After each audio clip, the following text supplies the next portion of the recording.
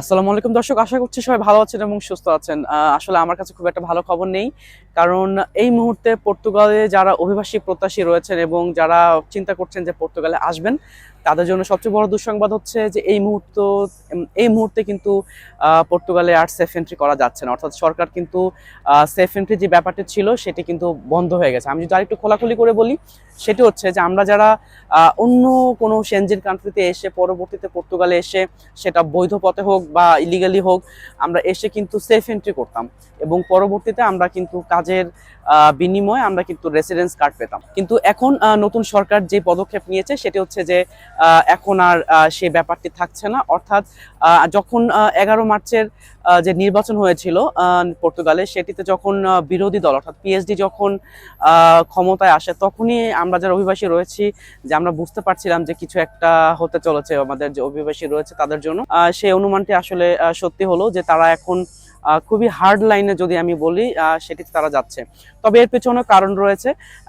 প্রায় almost safe যখন ছিল এবং যখন তারা আইমার কাছে তাদের ক্ষমতা হস্তান্তর করেছে, প্রায় 4 লক্ষ কিন্তু পেন্ডিং ফাইল তারা রেখে গেছে এবং আইমার চিন্তা করছে যে কিভাবে এই খুব অল্প সময়ের মধ্যে 4 লক্ষ কেস সলভ করা যায়। তো তারই পরিপ্রেক্ষিতে কিন্তু প্রথম পদক্ষেপ হিসেবে কিন্তু এটি হয়েছে, সেফ এন্ট্রি আপাতত বন্ধ এবং নতুন যারা এবং গতকাল অর্থাৎ 3 জুন কিন্তু অলরেডি স্বাক্ষর করে দিয়েছেন প্রেসিডেন্ট পর্তুগালের, যে এটি অলরেডি গ্যাজেট হয়ে গেছে। সুতরাং এটি শুধুমাত্র সময়ের অপেক্ষা এটি কার্যকর হতে।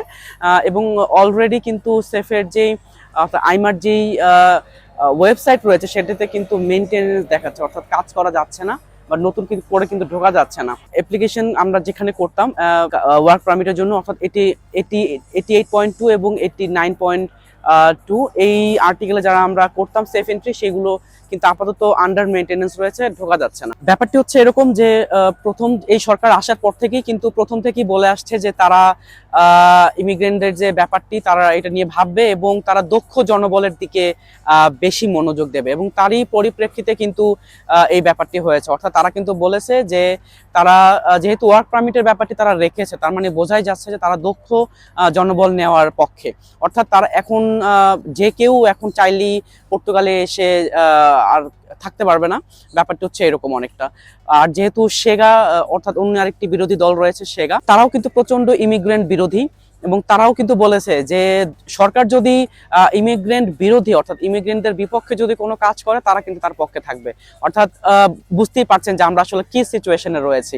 আমাদের যেই অভিবাসী বান্ধব সোশ্যালিস্ট পার্টি অর্থাৎ পিএস যেই সরকার ছিল, তারা কিন্তু আমাদের অনেক সুযোগ সুবিধা দিয়েছিল এবং এখন যারা রয়েছে পিএইচডি এবং অন্যান্য যে বিরোধী দল রয়েছে সেগা, তারা কিন্তু খুব একটা ইমিগ্রেন্ট বান্ধব না। দুঃখজনক হলো সত্যি যে আমরা যারা অভিবাসী রয়েছে পর্তুগালে, বিশেষ করে যারা নতুন এসছি, আমরা হয়তো অর্ধেক কাজ করেছি কিন্তু সেফ এন্ট্রি এখনো করতে পারিনি। অর্থাৎ আমাদের সোশ্যাল ফাইন্যান্স হয়ে গেছে কিন্তু সেফ এন্ট্রি হয়নি। তাদের জন্য আমি বলবো যে এটা পুরোপুরি দুঃখজনক এবং যারা চিন্তা করছিলেন যে এতদিন করেননি যে আর কিছুদিন পরে করবেন, তারাও কিন্তু একটি দুঃখজনক সিচুয়েশনের মধ্যে পড়ে গেছেন। তো কিছু করেননি, আমাদের সবকিছু মেনে নিতে হবে। তবে আসার কথা হচ্ছে যে সবার জন্য কিন্তু এই পথটি বন্ধ হয়নি। কারা কারা আসতে পারবেন? যারা সরাসরি ওয়ার্ক পারমিট নিয়ে আসতে চাচ্ছেন তারা কিন্তু আসতে পারবেন। স্টুডেন্ট ভিসা রয়েছে, তারাও কিন্তু আসতে পারবেন এবং জব সিকার যে ভিসাটি রয়েছে এই আর্টিকেলেও কিন্তু অনেকে আসতে পারবেন।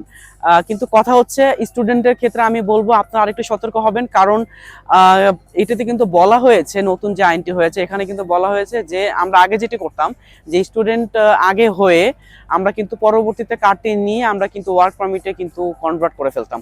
তো এই সুযোগটি কিন্তু নতুন আইনের ক্ষেত্রে আর থাকছে না। অর্থাৎ আপনি স্টুডেন্ট ভিসা যদি আসেন বা স্টুডেন্ট হিসেবে যদি আসেন, আপনি রেসিডেন্স কার্ড পাওয়ার পরে আপনার কিন্তু সেই স্টুডেন্ট ভিসাটি ততদিন পর্যন্ত ভ্যালিড থাকবে যতদিন আপনি পড়াশোনা শেষ না করছেন। অর্থাৎ আপনি পড়াশোনার মাঝখানে এখন আর ওয়ার্ক পারমিটে আপনার রেসিডেন্ট কার্ডটা কিন্তু কনভার্ট করতে পারবেন না। সুতরাং আপনাকে পড়াশোনা কিন্তু শেষ করতে হবে। তো এই ব্যাপারটা কিন্তু মাথায় রাখবেন, এই ব্যাপারটি মাথায় রেখেই কিন্তু আপনি পর্তুগাল আসার চিন্তা ভাবনা করবেন। তো যারা ভবিষ্যতে ওয়ার্ক পারমিটে আসার চিন্তা করছেন বা ওয়ার্ক পারমিটে আসবেন, তারা অবশ্যই কোনো না কোনো কাজে দক্ষ হয়ে তারপর আসবেন। দক্ষতা ছাড়া আপনি কিন্তু এখানে আর টিকতে পারবেন না, অর্থাৎ আসতেই পারবেন না। সুতরাং কোনো না কোনো কাজ, অর্থাৎ সরকারি যে ওয়েবসাইটগুলো রয়েছে, তো আপনি কিভাবে খবর পাবেন? তো আপনি খবর পাবেন হচ্ছে বিভিন্ন যে সরকারি ওয়েবসাইট রয়েছে, জব ওয়েবসাইট রয়েছে, আপনারা সেখানে খবর নিতে পারেন। অর্থাৎ সেখানে চেক করতে পারেন যে কোথায় লোক লাগবে, দক্ষ লোক লাগবে। আপনি যদি সেই কাজে দক্ষ হয়ে থাকেন, অবশ্যই আপনি অ্যাপ্লাই করবেন, এবং তারা যদি সবকিছু দেখে যে আপনি ঠিকঠাক আছেন, হয়তো আপনি আসতে পারবেন ওয়ার্ক পারমিটে। তো এটা আসলে লেন্দি প্রসেস, তবে যেটাই হোক এতটুকু শুধু বলতে চাই। এই কথাটা বলার মানে হচ্ছে যে যারা ভবিষ্যতে আসবেন পর্তুগালে, দক্ষতা ছাড়া কিন্তু আপনি আর আসতে পারবেন না। অর্থাৎ দক্ষতা ছাড়া, আপনার যদি কোনো কাজে দক্ষতা না থাকে, আপনি কিন্তু পর্তুগালে টিকতে পারবেন না। সুতরাং ভবিষ্যতে বারবার বলছি যে যারা ভবিষ্যতে পর্তুগালে আসবেন, অবশ্যই কোনো না কোনো কাজে দক্ষ হয়ে আসবেন। যদি কোনো সার্টিফাইড কোনো কোর্স করে থাকেন, সেটা আরো ভালো।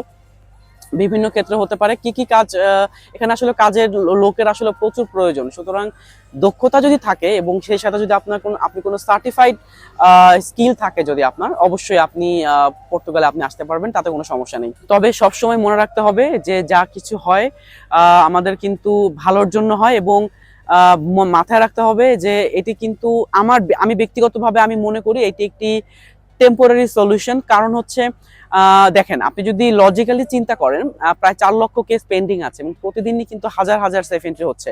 সুতরাং তারাও 4 লক্ষ কেস সলভ করবে নাকি প্রতিদিন যে হাজার হাজার হচ্ছে? আলটিমেটলি কিন্তু কমছে না, বাড়ছে।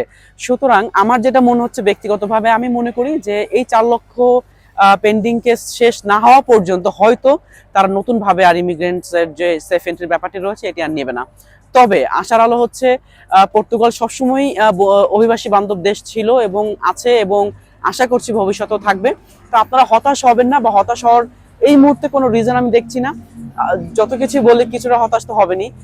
তবে আমরা অপেক্ষা করব যে নিশ্চয়ই তারা কোনো অন্য পদক্ষেপের মাধ্যমে আমাদের যারা অভিবাসী ভাইরা রয়েছেন, ফ্যামিলি রয়েছেন, যে কিভাবে রেগুলারাইজ হওয়া যায়, অর্থাৎ কিভাবে রেসিডেন্স কার্ড পাওয়া যায়, সেই ক্ষেত্রে কিন্তু সরকার পদক্ষেপ নেবে বলে আমি আশা করি। আমাদের কিছুটা আশা রাখতে হবে যে হয়তো কিছু মাস পরে হয়তো ব্যাপারটি নিয়ে তারা আবার ভাববে, অথবা তারা যেহেতু একটা রাস্তা বন্ধ করে দিয়েছে, হয়তো অন্য একটি রাস্তা তারা খুলে দেওয়ার ব্যবস্থা করবে। তো সেই পর্যন্ত আমাদের কিছুটা হলো অপেক্ষা করতে হবে, এবং আমাদের চিন্তা করতে হবে যে ধৈর্য ধরে কিভাবে সবকিছু মেনটেন করে আমাদের থাকা যায়। এবং যেহেতু রাস্তা বন্ধ হয়ে গেছে, আপাতত ধৈর্য ধরা ছাড়া আমাদের কিন্তু আর কোনো ওয়ে নেই। তো যারা আমাকে প্রশ্ন করেন ভিডিওতে, বা অলরেডি অনেকগুলো প্রশ্ন চলে এসছে যে ভাই সেফ এন্ট্রি বন্ধ হয়ে গেছে, এখন কিভাবে আসবো, কিভাবে কি করব, আশা করছি এই ভিডিওর মাধ্যমে আপনাদের প্রশ্নের সলিউশনটা পেয়ে গেছেন। তবে আশা করছি খুব শীঘ্রই, অদূর ভবিষ্যতে হয়তো সরকার অন্য কোনো পদক্ষেপ নেবে, যে যারা সেফ এন্ট্রি থেকে বঞ্চিত হয়েছেন বা অন্য কাগজ রয়েছে কিন্তু সেফ এন্ট্রি করতে পারেননি, তাদেরকে কিভাবে রেগুলারাইজ করা যায়, তারা হয়তো এই বিষয়ে পদক্ষেপ নেবে। তো দর্শক, মোটামুটি আপনাদেরকে আপডেট দেওয়ার জন্য ভিডিওটি করা, একেবারে সংক্ষেপে করার চেষ্টা করেছি। যদি কোনো প্রশ্ন থাকে, জানার কিছু থাকে, কমেন্টে প্রশ্ন করবেন। আশা করছি আপনাদের কমেন্টের উত্তর আমি খুব শীঘ্রই দিতে পারবো। মোটামুটি আজকের জন্য এই পর্যন্তই। সবাই ভালো থাকবেন, সুস্থ থাকবেন। আল্লাহ হাফেজ।